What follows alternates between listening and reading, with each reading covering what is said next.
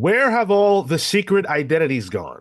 Yes, yes, we know that Superman is Clark Kent and Batman is Bruce Wayne, but when you read the books, at least modern books, you don't really see the alter egos too much anymore. They might show Bruce at the boardroom for 3 seconds, but beyond that, he's Batman.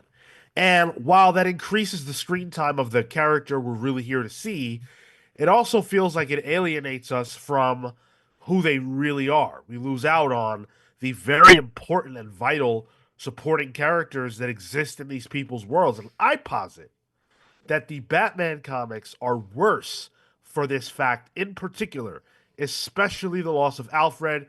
Argue with yourselves in the comments. But the question is, where did these secret identities go? And are these characters worse off for not utilizing them?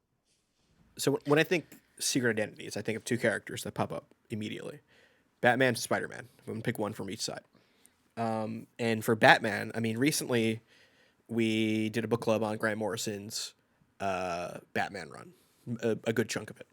And one of the things about their run that really jumped out to me was like, oh, Morrison is using Bruce Wayne a lot here. We get a lot of Bruce Wayne kind of juggling that dual identity dynamic with what was her name? Jezebel Jet, I think was Yeah. his beau at the time, which then melds into what's happening with him as Batman. And I think that's a great story when those two identities are separate, but then there's a weird like A, B, and C plot that merges between the two. And you're right, Sean. I think it makes things really interesting, and I think that's something we don't get often. I think we get a lot of Batman out of costume, but not a lot of Bruce Wayne. Does that make sense? Yeah. Because Uh, the extent of it is, oh, he just takes his cowl off in that cave and he's doing detective work. No jet setting playboy Bruce Wayne, really. well, to your point, he's still Batman. He's Hmm. just mask off, right? So, yeah, I think uh, you definitely lose out on the personability, like the more human aspect of these characters, because you're right. They are people underneath these masks, and yes, they're doing these things that are wild, and they're vigilantes. But do they become vigilantes once you remove the person? You know, then it's just is it their job? Like so. I definitely think you lose something um, in who they are. It gives them duality. It gives them like a struggle for something like uh, I think the example you gave was really good, Tyler. Like I remember specifically being like, wow, I feel like I'm reading something that is so fresh, but really it's just the expectation that it always had been. If anything, the lack therein of a actual identity outside of Batman, the actual secret identity, um, is put to the wayside because it feels like they don't want to deal with those human aspect of a Bruce Wayne, and I'm sure those things exist in other places, but I feel like they're few and far between to the extent that they become they become refreshing. They become, oh my god, this is someone had the bright idea to suddenly unmask somebody and they go out to dinner or something like that. I like how you describe a 15-year-old comic as fresh. Yeah, it felt like it. More like 20.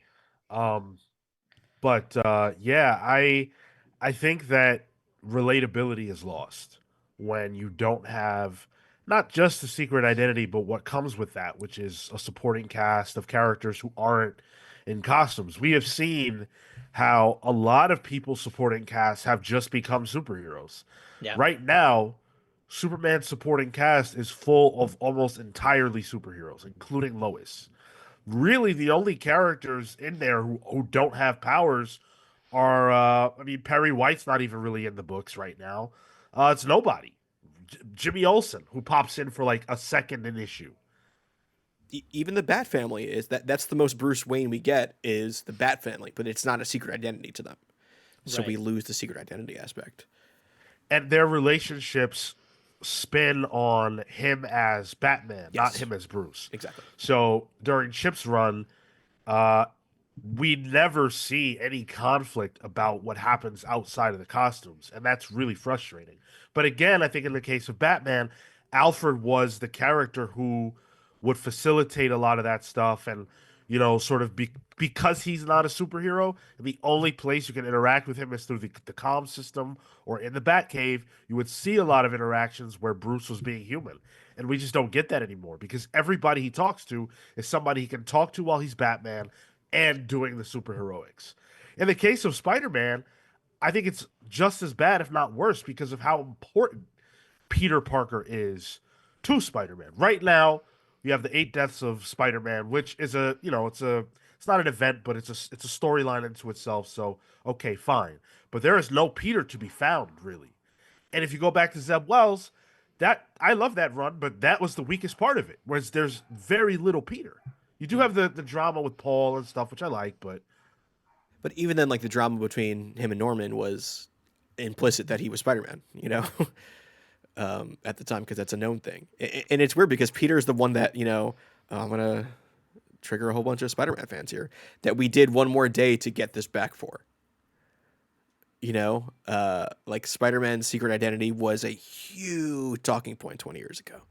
It was the crux of one of the most major comic book, I guess, inciting incidents ever. With Peter revealing himself in Civil War, and then the subsequent, Kingpin and Back in Black, and then One More Day, and then Brand New. And so it's weird to like not get a lot of that in current modern day Spider-Man. He's being Spider-Man a lot, and they've kind of blurred the lines between Peter and Spider-Man because Peter has been working in like tech a lot lately and being sciency, which then fuels his Spider-Man stuff. So it's kind of blurring, even when they do separate that secret identity. That blurring is interesting because for something like Ultimate Spider-Man, we've got an interaction with Mary Jane. We've seen the kids, but they, presumably vanish for like 4 or 5 issues at a time. And then you only get these small family moments. But even then, the narrative comes back to like the issue with at the Christmas party, right? Like in the background, there's still stuff happening as it relates to Spider-Man, not necessarily Peter Parker. And so um, I feel like for that, you would want to explore the aspects of who that character is with family, and you get them in small snippets here and there, the interactions with Uncle Ben, interactions with J. Jonah Jameson, but outside of that, it doesn't feel like there's issues or there are larger concerns that take place for the character. Where I feel like previously you would have interactions that involve, maybe an arc or two, more than an issue, more than scenes. And Ultimate Spider-Man is a starting off point too. Like they could have solidified that a little better. By issue 3, Mary Jane, his wife, his whole family knows he's Spider-Man. Harry Osborn knows he's Spider-Man. Like all of his interactions know he's Spider-Man, so that tension isn't really there. The closest is Uncle Ben, who already has alluded to knowing he's Spider-Man and just won't talk about it. I don't know if it's that maybe modern writers find that boring, or maybe they think modern audiences find it boring, but it's hard for me to feel that way. I mean, I grew up on, the Spider-Man Sam Raimi films, which are very dramatic and they are very much about Peter's life, with what happens in costume being an aspect of that life.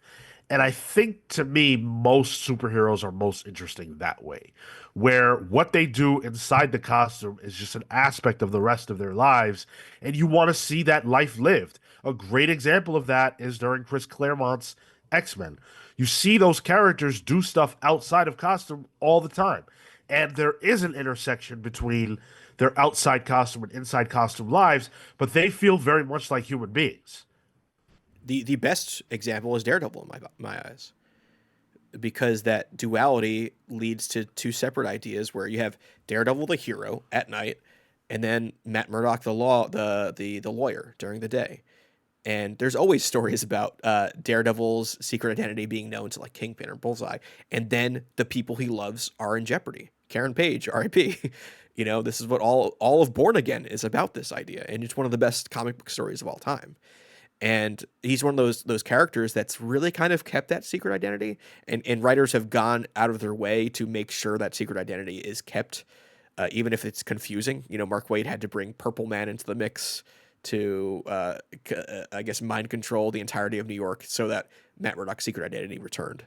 But I think that is integral to a character like that. That's where some of the intrigue and tension really builds around the idea of him being a hero and what it's worth and what sacrifices need to be made.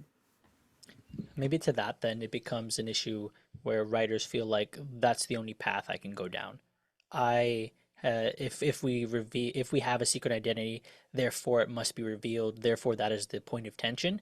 But I think that there's a lot more flexibility that you have with that to be able to tell meaningful story that exists as if that individual is just another person that exists in that universe.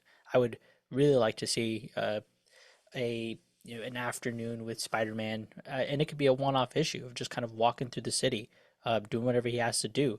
There are instances where Superman goes back to Smallville, interacts with the small town without it necessarily having to be around him. Like you can tell heartfelt stories about those kind of interactions that don't have to rely on, well, the secret identity is at risk, and therefore once put at risk, that's where the drama is. I think there's a case to be made for slower structure storytelling that maybe, to your point, Sean, people are trying to avoid. There's a fear of that slower pace. Well, I think some of the best Spider-Man stories are that slower pace. Some of the Spider-Man stories about him trying to be a hero and also maintaining an ability to pay rent. And that's where like the everyman comes into play. Once you lose that secret identity, you kind of lose that relatability that I think you mentioned, Sean, with Bruce Wayne. Even though I don't think any of us are multi-billionaires here, I but was talking about general okay, yeah, yeah, relatability yeah, across all yeah. characters. But yeah, that's the idea. Like Spider-Man's a good one, um, where that secret identity helps me put myself in those shoes. And even if you can't relate to being a billionaire, there is an emotional aspect to all characters that we all relate to. I am not a brilliant scientist, nor am I a green rage monster, but there are aspects of Bruce Banner's struggle that I can connect to. But if he is always the Hulk and the Bruce Banner parts never matter, then what is there for me to tap into on the emotional side? I think superhero stories don't have to feel bland by any means, but what makes them not feel bland is often, when they're out of costume. It's often when we can see Peter with Aunt May and include her meaningfully in the stories. I think that's where some of the magic of superhero stories comes from. And it feels like a lost art in a lot of ways. Like I'm trying right now to think of comics that we get on a weekly basis that are entrenching the supporting cast, and I'm struggling at the current moment. I mean, think of I mean, it's relatively recent, but Invincible. Like that was an integral part of that storyline, and it's a more modern story. You know, it wasn't made, in the 60s or 70s, but Kirkman recognized that the secret identity aspect is key to the superhero story. But like, can you think of like a more recent example than Like a 20 years weekly, ago? like a weekly Yeah, like comic at a something moment. coming out now. Because that's the problem is now. Yeah, I I, mean, like now, even like power fantasy, like that's not secret identity isn't built in. People know who these people are. Um, I I can't even think of like supporting characters in a storyline or book that aren't also superheroes. yeah, I'm thinking like, all right, Hal Jordan has a secret identity as Green Lantern, right? But as soon as the supporting character of Carol Ferris's ex boyfriend comes into play, he becomes a villain, and then he knows how. So like even that gets ditched pretty immediately. Yeah, no, it's tricky now. It's a tricky thing. People don't really want to deal with it. I think the books are worse for it, and I think some people might be taking the easy way out. You gotta make use of the superhero secret identity. It's as a part of the stories as the costumed adventures are. I don't think these kinds of stories function if you fully segregate either element. They've got to both be there. So hopefully these writers can figure out how to do that better and we can get some great stories again. And please, for the love of God, stop turning everybody into a superhero.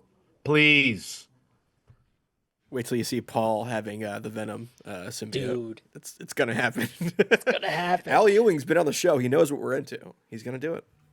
I'm not into it. I don't need that. But let us know how you feel about it. Do you think we overlooked some books that are using their supporting cast well? And again, people who are not costumed, regular, everyday folk. That's what I want to hear about. Leave it in the comments. Thank you for watching. Until the next one, take care, guys. See you next one.